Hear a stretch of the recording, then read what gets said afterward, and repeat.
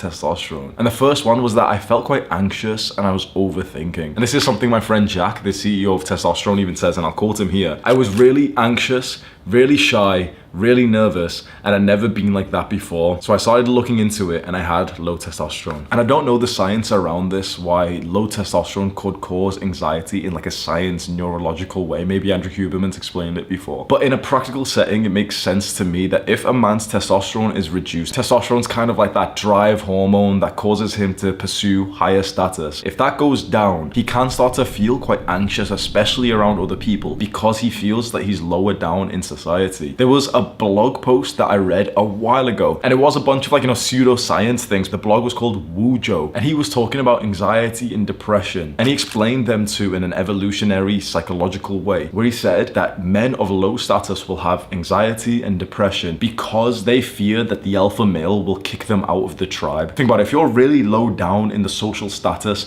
amongst your peers, you could feel quite bad mentally because you have this fear that you could be, for example, replaced, you could be banished from the tribe. And of course, we're not really in tribes anymore, we've developed a lot, but at least to me, it made sense that why it seems like the majority of guys who are quite low status feel anxious and depressed. And it could be explained with just low testosterone, but okay, but why would low testosterone cause anxiety and depression? What is the purpose? The sciencey stuff makes sense and it gives this whole argument credibility, but what is the purpose of having anxiety and negative thoughts if you have low testosterone? Well, it's probably because you fear getting banished by the guy up there, and so it makes you neurotically think about ways that you can provide for your tribe. Of course, none of that is like proven scientifically. It just kind of made sense to me from some random blog that I read, and I was like, oh yeah, that does make sense. So if you ever do find yourself quite anxiously thinking, especially about a social circle, probably because you're not that high up in that social circle. Because if you were really, really high up in some kind of social circle in your school or workplace, you probably wouldn't be anxious about it.